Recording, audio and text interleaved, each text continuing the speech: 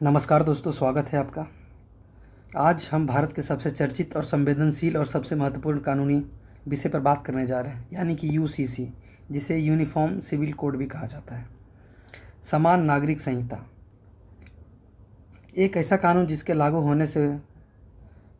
होने के बाद सुनते ही देश में एक बड़ी बहस छिड़ जाती है।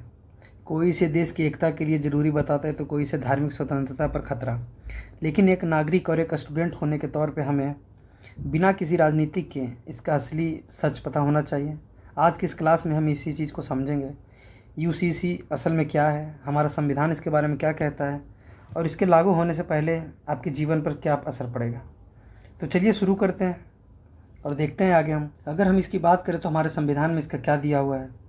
सरल भाषा में हम समान नागरिक संहिता का परिभाषा समझे या फिर यूसीसी की क्यों ज़रूरत पड़ी इसके बारे में देखते हैं। जो कि अगर इसके हम परिभाषा को बहुत ही आसान शब्दों में समझने का प्रयास करें तो इसका मतलब है कि समान नागरिक संहिता यानी कि लोगों के लिए पूरे देश में एक समान कानून हो। पूरे देश में एक समान कानून हो जो सभी धार्मिक समुदाय उनके व्यक्तिगत मामलों इसमें समान रूप से लागू हो।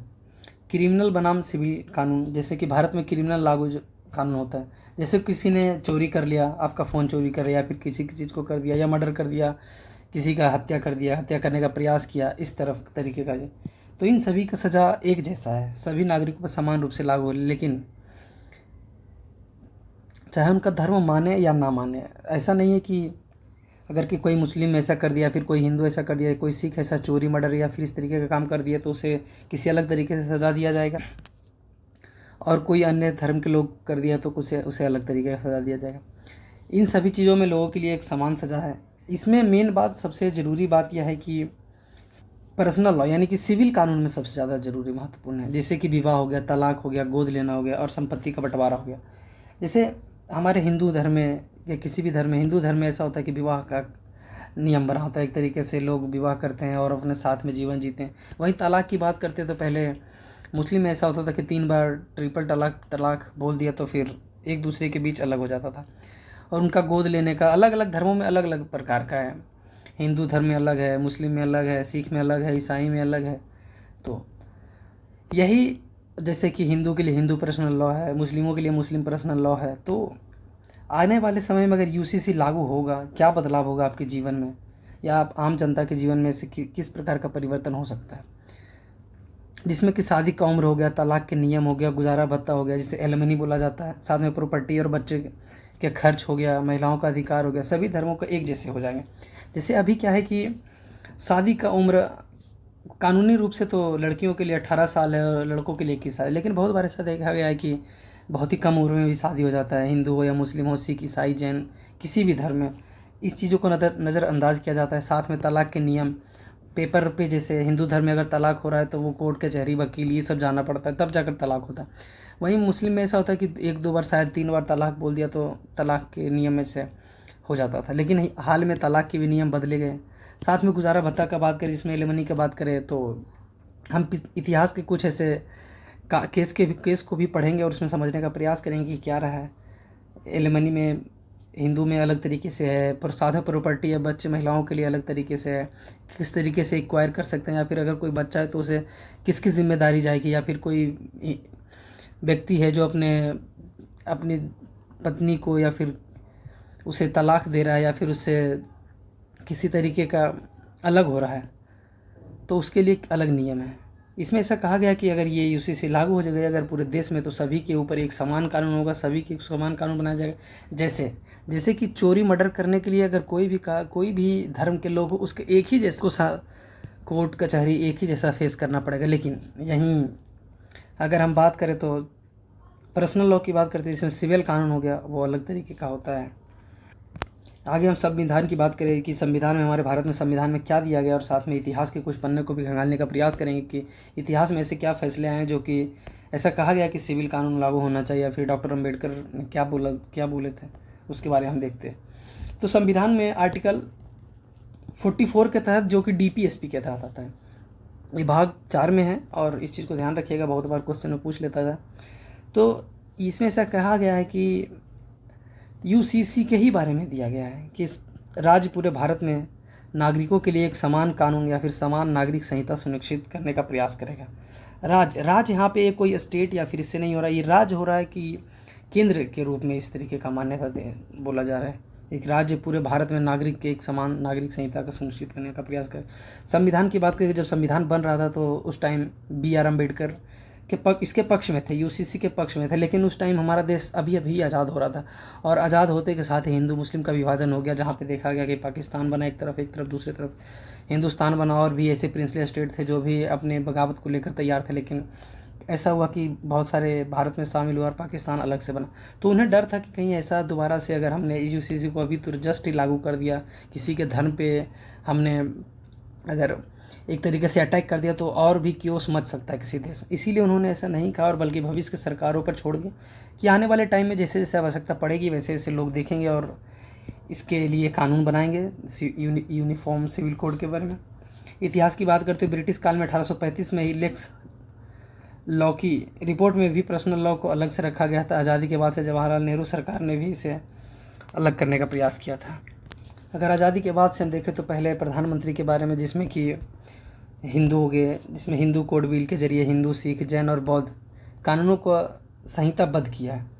लेकिन मुस्लिम पर्सनल लॉ अलग ही रहा है, उस टाइम भी रहा। तो आज में वही चर्चा बड़े ज़ोर शोर से उठा पड़ा है कि UCC को लागू किया जाए पूरे भारत में और एक पूरे आगे बढ़ाया जाए इस चीज़ को। और आगे हम बात करें तो इसके पक्ष और विपक्ष में बात करें तो क्या हो, लोग के बीच एक बहुत बड़ी बहस छिड़ी हुई है। जो कि पक्ष में अगर तर्क की बात करें तो लैंगिक समानता हो गया, जेंडर इक्वालिटी की बात करती है, जिसमें कि कई धर्म पर्सनल लॉ में महिलाओं के अधिकार जैसे संपत्ति हो गया, तलाक में पुरुषों के मुकाबले कम दिया गया है। UCC में महिलाओं को बराबरी मिलेगी। अभी भी हमने जैसे देखा कि 2009 में कानून या पारित हो गया 8-9 में कि अगर किसी के माँ बाप के संपत्ति में बेटा बेटी दोनों का अधिकार समान है। सेम तलाक में भी होता है, हिंदू धर्म में, मुस्लिम में या फिर जैन में अलग अलग होता है। तो इसमें ऐसा हो जाएगा कि अभी अलग अलग ट्रिब्यूनल में जाना पड़ता है, अलग अलग। जैसे हिंदू हो गया तो वो कोर्ट में जाएगा, तलाक हो गया तो कहीं उनका अलग जाने का हो गया। लेकिन UCC लागू होगा तो सभी के लिए एक समान कानून होगा। राष्ट्र में अगर हम पक्ष में बात करें तो जिसमें राष्ट्रीय एकता, एक देश में एक देश और एक कानून की भावना को मजबूत होगी। पूरे भारत देश में 140 करोड़ जनसंख्या, और वहाँ पे ऐसा देखने को मिलेगा कि अगर एक ही कानून रहा तो लोग ऐसा अलग महसूस नहीं करेंगे, ये भी कहा गया इसमें। और कानून का सरलीकरण होगा, जैसे कि अदालतों में पर्सनल लॉ को जटिलताएँ खत्म होगी और फैसले जल्दी आएंगे। अभी ऐसा रहा है कि हिंदू का अलग चल रहा है, मुस्लिम का अलग चल रहा है, सिख का अलग चल रहा है, जैन का अलग चल रहा है, पारसी का अलग चल रहा है। और अगर UCC अगर लागू हो जाता है, सभी सेम रहेगा, तो लोगों को अदालत में भी चीज़ों को समझने का में आसानी होगा। क्योंकि अगर पहले से कोई निर्णय आया गया रहेगा इन सब चीज़ के मामले में, तो पुराने अदालती नियमों को पढ़कर वो आगे अपने नियम को, कानून को बढ़ा सकते हैं, बहस किया जा सकता है और बेल की प्रक्रिया या फिर उन्हें न्याय मिलने की प्रक्रिया आसानी होगी। वहीं हम इसके विरोध की बात करते हैं, जो कि तर्क में उसके अगेंस्ट में फैसला अगर बताते हैं, बात करते हैं, जिसमें कि धार्मिक स्वतंत्रता का हनन होगा। विरोधियों का मानना है कि यह अनुच्छेद 25 का उल्लंघन है, धार्मिक स्वतंत्रता का अधिकार का उल्लंघन हो सकता है, जो कि फंडामेंटल राइट्स हैं। इसमें धर्मों के अलग अलग धर्म को स्वतंत्रता दी गई है कि आप हिंदू धर्म को मानो, मुस्लिम धर्म को मानो, जैसे तरीके से जिस सिख माने, जैन माने, पारसी माने, आप अपने धर्म के पूजा कर सकते हैं, आपको जिसमें आस्था है वो कर सकते हैं। इसमें ऐसा क्या गया है, तो वही कहते हैं लोगों की विरोध में तर्क दिया गया है कि अनुच्छेद डायरेक्ट 25 के ऊपर उल्लंघन है या फिर हनन कर रहा है। अगर हम विविधता को खतरा मानते हैं, जैसे बोला गया, जैसे कि भारत एक बहुसांस्कृतिक देश है, जहाँ